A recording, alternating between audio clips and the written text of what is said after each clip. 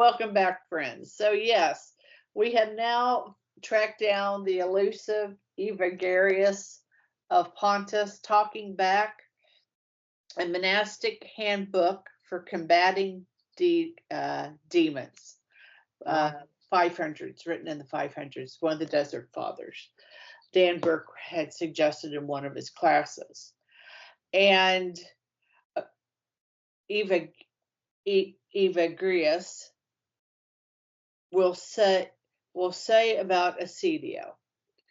So the 8 trains of thought that need to be overcome by devout Christians. Those were the 9 vices. It depends on how you count them.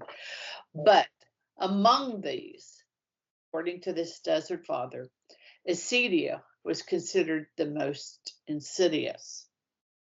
It attacked only after the monks had conquered the sins of gluttony, fornication, avarice, sadness, which malaise can be part of, anger, vainglory, vanity of one's own performance, which is a type of pride, and pride, that direct quote. The highest form of love of God is to trust in God. And we do that because of our aspect of gratitude. And Burke has a really great chart. I wanted to just show you something. So this appealed to my little engineering behavior. Dan assured us that those who have that that tendency or weakness, however you want to call it, would find this helpful. And it is. So it's from the 12th rule, the Ignatian rule. The strength and weakness in the face of enemy. And friends, this ties directly into malaise and acedia, what we're talking about. What happens to the perceived strength of the disciple to fight over time? What happens to the potential of gravity of temptation and sin over time? And what happens if you add alcohol or any will weakening substance into the mix? Note that the perceived strength of the disciple to fight, goes down.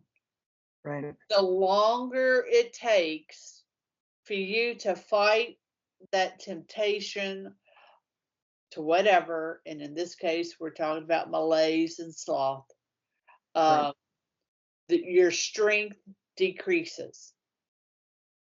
And if you go along with desolation, so that's the red line, desolation, intensity, the ferocity and power of temptation over the afflicted, the longer you dwell in this area, the harder it becomes to fight. And we're not talking necessarily days here. We're talking like in seconds and minutes. So Evagrius is going to tell you to fight back. So will Dan Burke, and so does Ignatius. When you start to have these moments of malaise and spiritual desolation, call it what you call, depending on the circumstance, it does have different definitions. I'm not saying it doesn't. Right. You nip it in the bud. You don't just keep feeding it and feeding it, because then it will grow in its intensity. No testing. So we're back to 1 Corinthians 10:13. No testing has overtaken you that is not common to man, right? Hunger, thirst, getting sick, that sort of thing. God is faithful, and he will not let you be tested beyond your strength. But with the testing, he will also provide the way out so that you may be able to endure it. And so I thought that was really helpful. The sooner you start fighting the sin, right, the better and easier time you will have. Right. Yeah, absolutely. That's very Ignatian. Very good. It's a great graphic. I thought it was. I thought Dan did a great job But this, we're looking at someone who's given, 30 years, 20 years of serious reflection and doing a lot of encountering, and of course his own home life as well. Right. Well, And that's a powerful school. it is, and he will say that, right? He'll say that he can approach this with a certain level of understanding that he wouldn't have any other way. Right. Okay. The Okay, why don't we stop there and then we can pick up with the four ends of Holy Mass because one of them is Thanksgiving. Right. All right.